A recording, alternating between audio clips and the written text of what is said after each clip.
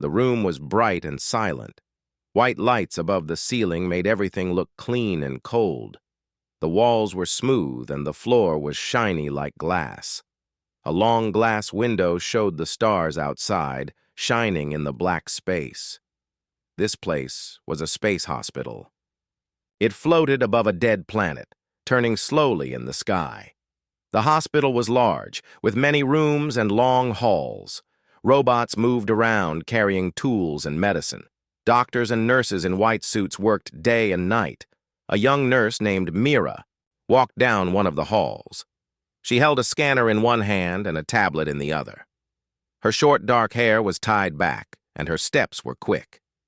She was going to room 19X, the new patient room. The report said someone had been found inside an escape pod near the broken side of the old cargo bay. The pod was not listed on any record. No ship name, no ID number, no signal. It was just there. Floating alone, Mira opened the door to room 19X and stepped inside. The lights came on automatically. The man on the bed looked about 40 years old. His skin was pale. His eyes were open but calm. He had no bandages, no marks, no damage.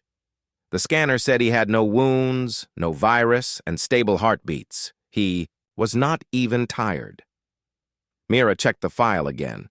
Still nothing. No name, no background, no data. It was like he never existed. "You're just another patient," she said as she walked toward him. She lifted the scanner, ready to take a reading. But then she heard him speak. "I built this station before your kind even walked upright," the man said in a slow, quiet voice. Mira froze. She did not move. Her hand holding the scanner stopped in the air. She looked at his face. "What did you say?" she asked. The man sat up straight. He looked around the room with steady eyes. He smiled a little. "I built this place," he repeated. "It was not a hospital back then. It was a vault. We built it to protect something we were not ready to destroy." Mira took a step back. Her fingers touched the emergency call button behind her. She pressed it. "This is Nurse Mira from Sector 4, she said into her comm. "I need a full check on patient 19X. Something is not right here." The man gave no reaction. He looked at the window, at the stars. "I was a builder," he said. "Long ago, when Earth still had its towers. Before the Quiet War. Before the lights went out." Mira listened but did not understand. She checked the scanner again. It still showed normal readings. No sign of mental damage. No sign of dream drugs. Nothing. "Do you remember your name?" Mira asked carefully. The man nodded. "Ryan," he said. "That was my name." A moment later, the door opened. Dr. Navin came in with 2 guards. He was a tall man with silver hair and long fingers. He looked at Rayon and then at Mira. "What happened?" The doctor asked. Mira pointed at the man. "He says he built this station," she said. "He also said something about a vault and a war, but there's no match in our system. His DNA isn't human or alien, it's blank, like someone wiped it. Clean." Dr. Navin frowned. He looked at Ryan with careful eyes. "Sir, do you know what year it is?" he asked. Ryan smiled again. "Far beyond the time I remember," he said. "The stars are in different places. Your tools are based on our old models. And this station, it has changed." The doctor turned to one of the guards. "Take him to the deeper scan lab," he said. "Check everything. Brain scan, gene map, dream records, memory test." "No need," Rion said softly. "You will find nothing. The memory core of this place still exists. It will show you the truth." Mira looked confused. "What memory core?" she asked. Ryan looked at her. "Under the second power ring," he said. "There is a locked panel. Inside is the core. Code 74219. That will open it." The doctor stared at Ryan for a moment. Then he called for a tech officer. An hour later, the tech returned, his face pale. "The panel was there," he said. "It was behind an old wall. The code opened it." "There's something inside. Something old. Not in our system." Dr. Navin stood in silence. He turned slowly toward Ryan. "What are you?" he asked. Ryan stood from the bed. His voice was quiet but steady. "I am human," he said, "but not like you. I came from the first age. We left Earth before it broke. We spread across the stars. We built stations and cities in space, but then something came. Something we could not stop." Mira stepped forward. "What was it?" she asked. Ryan looked at the stars. "The end," he said. "But we left pieces of hope. This station is one of them. And now, you have found me." The room went silent. Outside, in the deep black of space, a small red light blinked for the first time in centuries. Something had awakened. The next morning, the station was not quiet anymore. People moved faster in the halls. Guards stayed near every main door. Scientists whispered in corners. Something had changed. Dr. Naven stood in the command center, looking at the screen in front of him. The image showed the old memory core they found last night. It was shaped like a cube and covered in strange lines. Its surface was smooth and black like stone, but machines could not scan through it. No tool could break it. Beside him stood Mira, her eyes still full of questions. She kept thinking about what Ryan said. His voice was calm, but his words stayed in her head. Ryan sat in a quiet room on the lower deck. 2 guards stood outside. A camera watched him from above, but he sat still, his hands resting on his knees. He did not speak. He just watched the wall in front of him. Dr. Naven called the head engineer, Jorin, to his side. "What have you found?" the doctor asked. Jorin looked nervous. He wiped sweat from his forehead and pointed at the screen.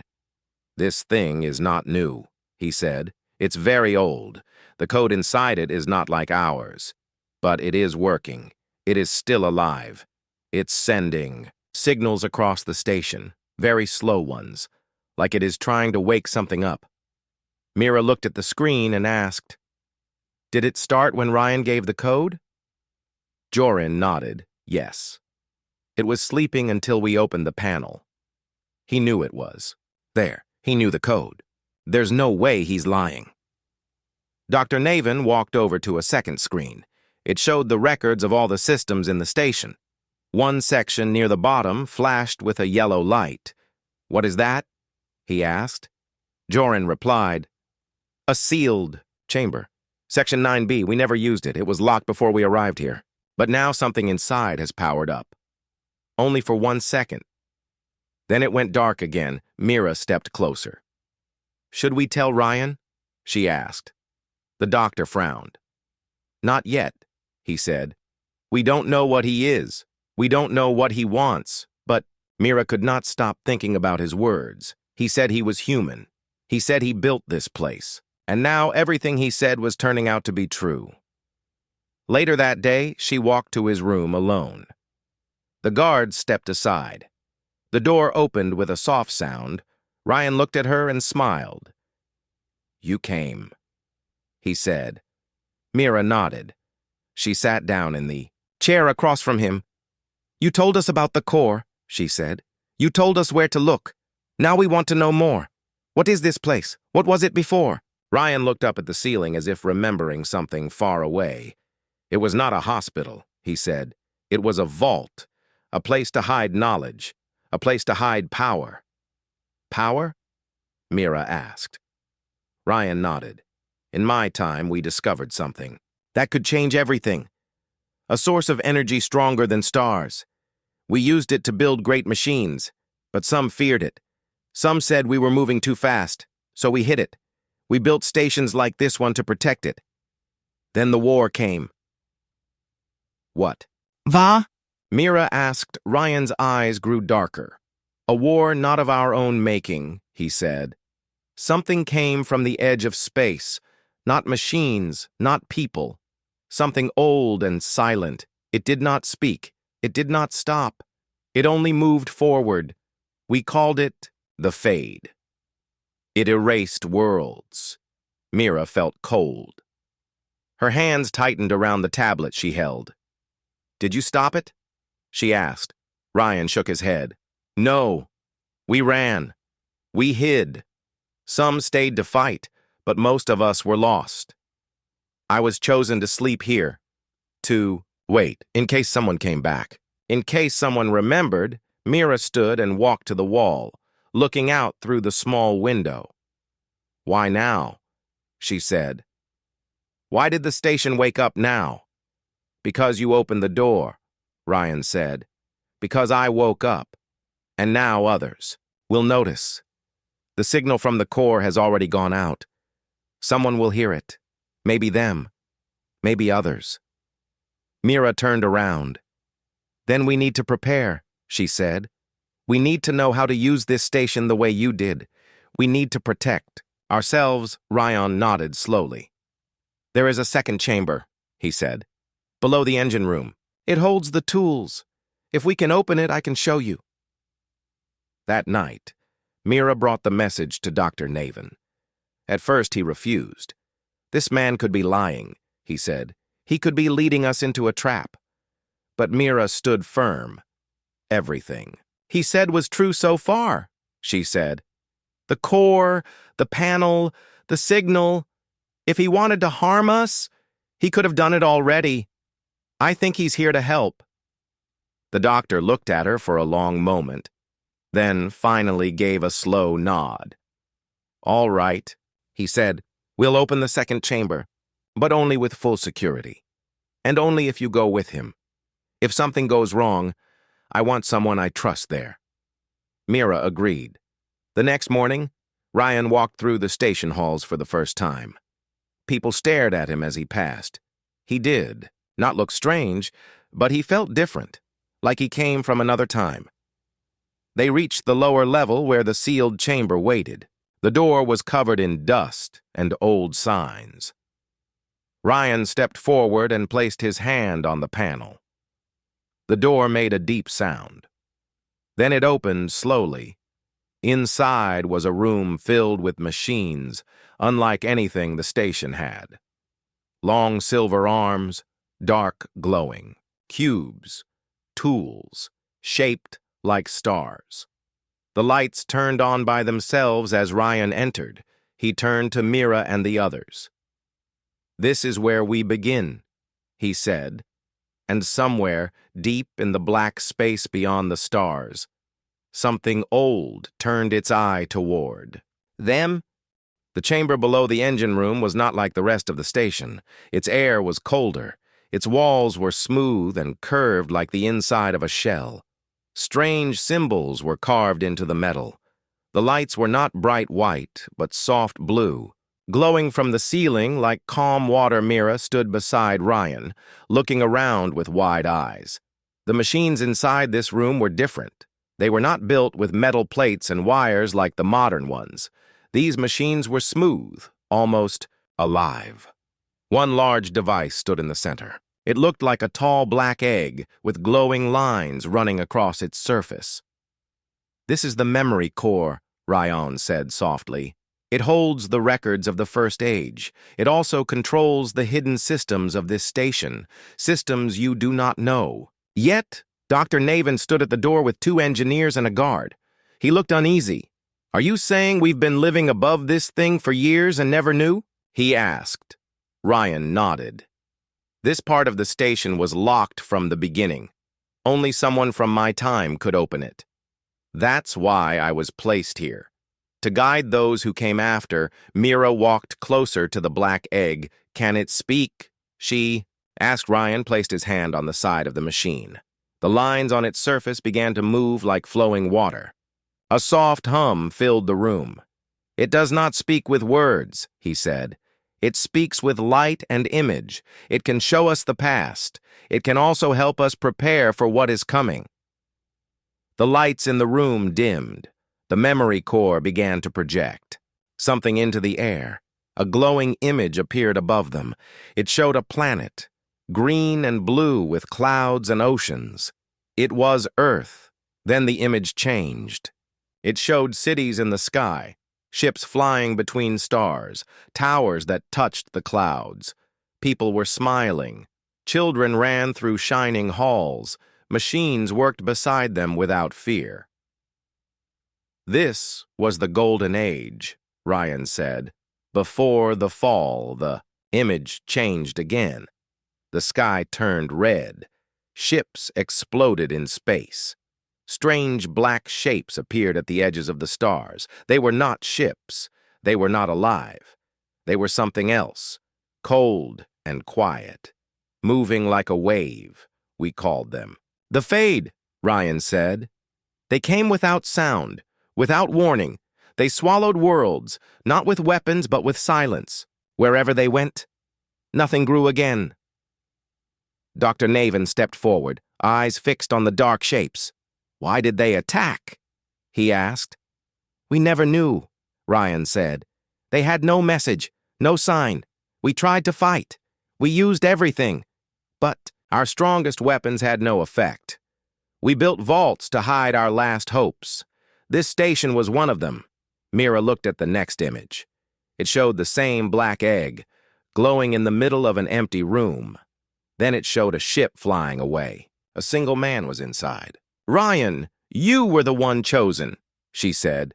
Yes, Ryan replied.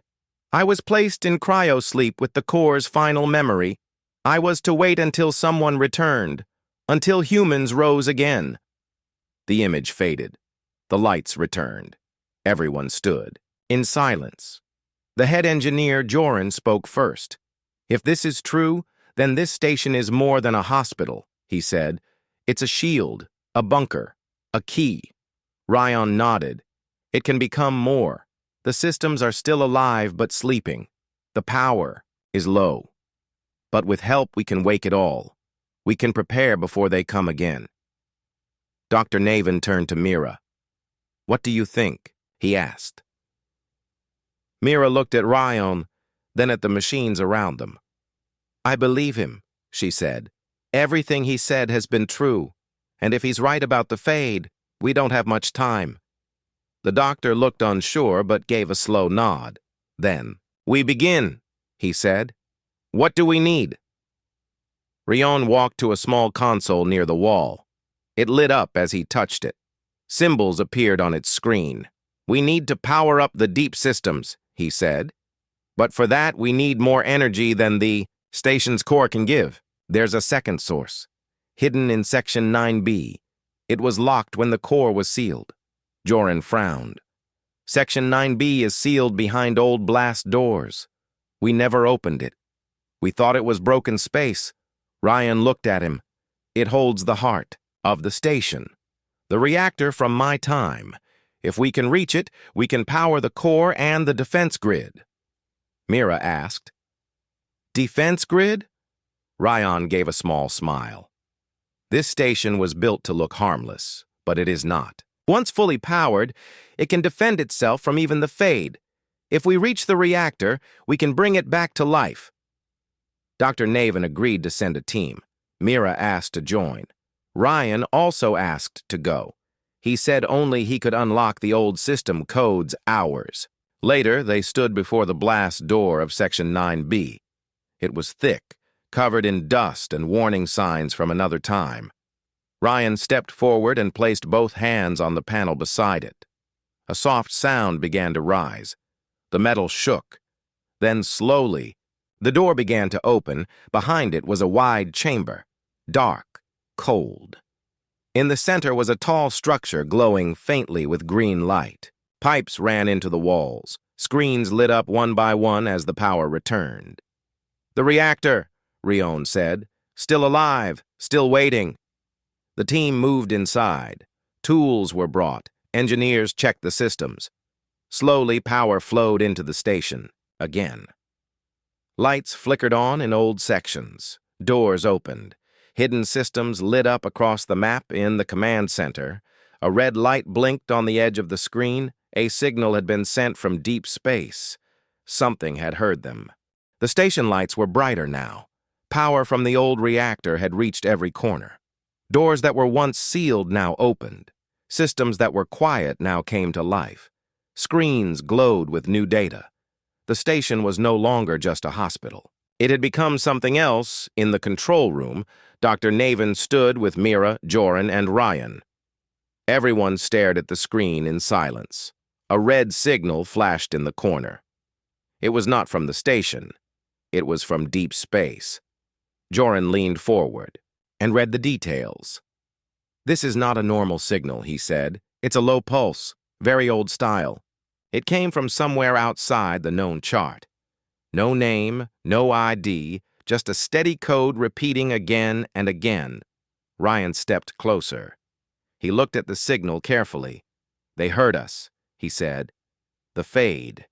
They are not machines. They do not speak, but they can feel energy. They sense change. And now they know this place is awake again." Dr. Naven frowned. "How long do we have?" he asked. Ryan closed his eyes for a moment. "Days," he said. "Maybe less. They do not travel with engines. They fold space. They move through the dark between stars. Once they choose a point, they come without delay." Mira looked at the map on the screen. The signal had come from far beyond the normal patrol line. That space was marked as empty. No planets, no ships, just silence. "Why did they destroy your people?" she asked. Ryan stayed quiet for a moment. "No one knows," he said. "Maybe we grew too fast. Maybe we touched something they wanted hidden. Or maybe they destroy simply because they exist. They have no face, no voice, only purpose." Joran turned to the others. "We need to prepare the defense grid," he said. "If what he says is true, we have to be ready." Ryan nodded. "There is one more thing," he said. "This station was not only built to defend. It holds something deeper. The vault. It lies under the reactor core, hidden behind memory locks. Inside is the last key to an old system, a weapon that once protected the Earth Empire. But it can only be used by those with first-gen Earth DNA, Doctor." Naven looked confused. "Why would you lock it that way?" he asked. "We did not trust the future," Ryan said. "We believed our creations were too dangerous. So we made sure only someone from the first bloodline could unlock them. That person would understand the cost. I am one of the last." Mira looked at him. "And this weapon, will it stop the fade?" Ryan's voice was steady. "It may not stop them forever, but it can hold them. It can send a message across the human worlds, a call to unite, a warning that the darkness has returned." Dr. Naven turned to the rest of the team. "Open the vault," he said. Ryan led them down through a narrow passage below the reactor room. It was quiet. The air was heavy. The walls were covered in markings. Each step felt like walking into history. They reached a wide metal door with strange symbols. Ryan placed both hands on the surface. The metal glowed under his palms. A deep hum filled the chamber. The door opened slowly. Inside, the room was dark except for a single round platform. Floating above it was a cube, black and silver, turning slowly in the air. Light flowed around it like mist. "This is the key," Ryan said. "It connects to the old network. If we activate it, the station becomes a beacon. It will send a signal across every old Earth outpost still listening. It may bring help, or it may bring more danger, but we must try." Dr. Naven looked at the cube. "How do we know you can control it?" he asked. "You don't," Ryan said. "But I am the only one who can try." Mira looked at the others. "Let him," she said. "We have nothing to lose. If the Fade are coming, we can't fight them alone." After a short silence, Naven gave a nod. "Do it," he said. Ryan stepped forward and reached out. The moment his hand touched the cube, light exploded in the room. The platform lit up with lines of gold. The air vibrated. Everyone stepped back. The cube broke into pieces and flowed into the station walls like liquid far above. In the command center, systems began to wake. The defense grid turned on. Large panels moved aside. Hidden weapons rose from the sides of the station. Old satellite arms turned to face the stars. At the same time, something else happened. A deep tone rang across every speaker on the station. It was not a voice, but it felt like one. It was a message. Not in words, but in memory. Everyone on the station stopped what they were doing. Their eyes saw flashes of the old Earth Empire, of its fall, of the fade, and of the hope that was left behind. Then the light faded. Ryan opened his eyes slowly. He looked weak, but he was still standing. "It is done," he said. "Dr. Naven spoke into the comm status report," he said. A voice replied, "All systems online. Defense grid armed. A long-range pulse has been sent. Unknown response detected. Movement in deep space confirmed." Joran looked at the sensor screen. "Multiple objects are coming," he said. "No signal, no lights. They are silent. Shape is strange, not like any ship. They are coming fast." Mira looked at Ryan. "They're here," she said. Ryan looked at the stars through the window. "Then we hold the line," he said. "Not just for this station, but for every human world that still lives. We were not made to run. We were made to build, to fight, and to protect." The lights turned red. Everyone moved to their posts. The last stand was about to begin. Red lights blinked across the station. A soft alarm sounded in every hall. The sound was calm, not loud, but it told everyone the same thing. Danger was near in the command center. Mira stood beside Dr. Naven and Ryan. The screen showed the stars outside. Moving through the dark were strange objects. They had no clear shape. They looked like shadows, but the sensors said they were real. Joran, the head engineer, looked at the data. "There are 6 of them," he said. "No engines, no lights, no heat. But they are moving fast, straight toward us." Dr. Naven crossed his arms. "No known signal?" Joran shook his head. "Nothing. They don't talk, they don't scan. They just come." Rion stepped closer to the screen. "They are the Fade," he said. "This is how it began before. They send a few first, small ones, to test, to watch. If we don't stop them here, more will follow." Mira asked, "Do they land, or do they destroy from a distance?" Rion answered, "Both.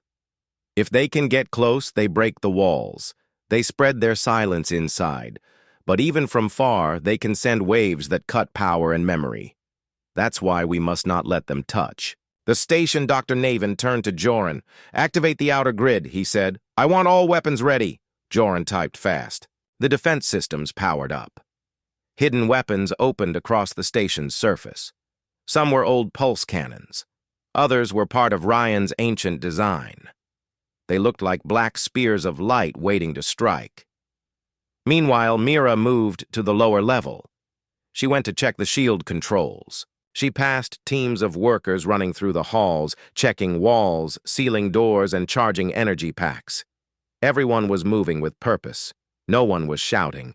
There was fear, but also focus. At the shield room, Mira met Lauren, the energy. "Officer, the shield is strong," Lauren said, "but it's not made for something like this. If those things touch it, we don't know what will happen." "We hold as long as we can," Mira said. "Even minutes can make a difference." Back in the command center, Ryan stood at the front. He placed his hand on the old panel. The system recognized him. The ancient defense grid turned fully online. "The weapons will fire only when they are close," he said. "They must not be allowed to scan us too long. If they understand our systems, they can break them." Dr. Naven nodded. "Then we wait for the right moment," he said. The Fade moved closer. The screen showed their shapes more clearly now. They looked like floating glass, changing shape as they moved. No engines, no smoke, just silent motion. Mira returned to the control room and looked at the screen. "They don't look like ships," she said. "They aren't," Ryan replied. "They are more like creatures, but not alive like us. They are made of matter and memory. They feed on energy. They erase it. They leave behind nothing but quiet dust." Suddenly, the first one came close to the outer line. "Now," Ryan said. The pulse cannons fired. A line of blue light shot through space. It hit the first Fade object. The creature bent in the middle, like water being hit by wind. Then it cracked and broke into pieces, one down, but the others did not stop. They moved faster now. 2 more came. "In from the side, they're testing the shield," Joran said, another shot fired. This time it missed. The creature dodged, turning into mist for a moment, then forming again. "They're learning," Ryan said. "They always do." Dr. Naven gave the next command. "Use the ancient system. Fire the star lances." Ryan nodded. He pressed a second. Panel. From the sides of the station, long rods of white energy launched forward. They moved faster than the eye could follow. One of the fade objects was hit straight through the center. It froze, shook, and then faded into dust 3 left. But now the lights inside the station flickered for a second, then came back. "What was that?" Mira asked. Joran looked at the readings. "They sent a wave, a memory strike, trying to break our systems." Ryan stepped forward. "Power up the shield core fully. If the next wave hits without it, the station could lose its mind." Mira and Lauren worked together. They pushed energy from the reactor straight into the shield. The walls of the station began to glow with a golden layer. Not just a shield, a living shell of memory and energy. The fade struck again. This time, the shield held. The creatures tried to press through, but their shapes bent and faded. The station did not break, but then something worse happened. A 7th object appeared on the edge of the screen. "This one is bigger," Joran said. "Much bigger. And it's not moving like the others. It's just watching." Ryan looked serious. "That is a watcher," he said. "It sends what it sees to the deep ones. If it leaves and reports, the real wave will come." Dr. Naven said, "Can we destroy it?" Ryan shook his head. "Not with what we have here. It is too far and too hidden. We must stop it before it records more." Mira had an idea. "What if we send a drone with a memory jammer?" she asked. "If we can reach it before it leaves, maybe we can block its data." Joran nodded. "We have one drone fast enough. But it's risky. It might not come back," Ryan said. "Then we send it. One drone is worth the cost if it stops the storm." The drone was launched within minutes. It flew silent through space, heading straight for the Watcher. Inside, it carried a pulse that could wipe data within a short range. The team watched the screen closer, then a flash. The drone reached. "The target!" The pulse exploded. For a moment, the Watcher flickered, then vanished. Mira held her breath. "Did we get it?" Joran looked at the screen. "No signal. It's gone." Everyone in the room felt relief. But Ryan stayed quiet. "They will still come," he said. "But now, they will come slower. We have time. Not much, but enough to do what must be done." Dr. Naven looked at the station map. "Then let's use that time well," he said. Outside the window, the last fade shape drifted in space, broken and still, but in the deep dark, far beyond, more shadows began to move. The station was alive now. Machines hummed in every hall. Lights shone softly in places untouched for centuries. The defense grid pulsed with energy. Ready for the fight ahead, Mira walked through the corridors with Ryan by her side. They moved, carefully avoiding the busy teams of engineers and guards. The old man looked calm, but Mira could see a strong purpose in his eyes. Their goal was the control room deep inside the station. It was called the Human Core, a place few had ever seen. It held the final command systems from the First Age, of human space. The systems could unlock powers no one else had. As they passed through a heavy metal door, the air changed. It became warmer. The walls glowed faintly with blue light. Strange symbols shone softly on the floor and ceiling. Ryan stopped and placed his hand on the wall. The light brightened and a soft voice spoke from the room. "Welcome, Ryan. Welcome, Guardian." Mira felt a chill. The room was alive. The walls moved slightly. Breathing like a living thing, Ryan smiled. "This is the heart of the station," he said. "It listens only to those who carry the old blood. Only those with the first Earth DNA can enter. It remembers the past and protects the future." Mira looked around. Screens floated in the air, showing stars, ships, and data she could not understand. Machines hummed softly, waiting for commands. Ryan approached a console. He touched it lightly. Symbols appeared on the screen. Then a circle of light rose from the floor. It showed a map of the stars. "Here is the network," Ryan said. "The old Earth Empire. We were many worlds, many people, connected by hope and trust. But the Fade broke us.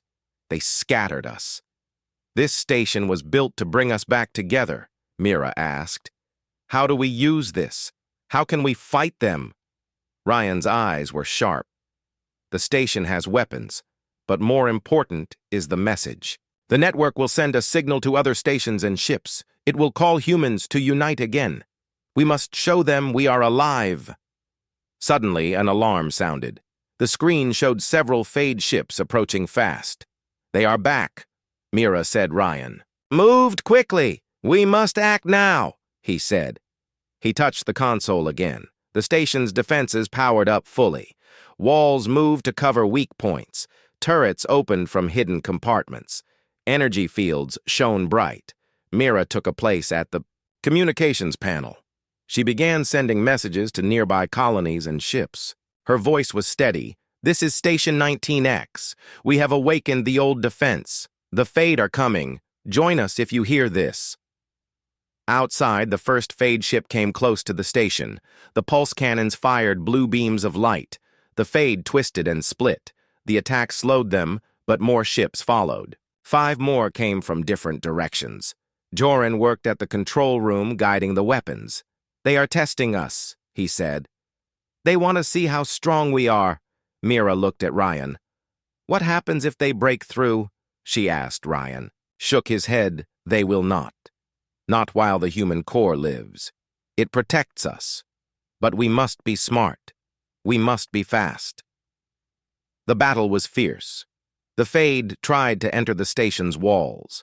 They sent waves of energy to break the shields. But the station held Ryan moved between consoles, activating hidden weapons. He showed Mira secret controls for star lances and energy beams. The defense grid fired again and again. One by one, the Fade ships were broken and faded into dust. Mira saw a small ship try to move around the station. It was fast and silent. She alerted the team. "That's a scout," Ryan said. "It tries to find weak spots."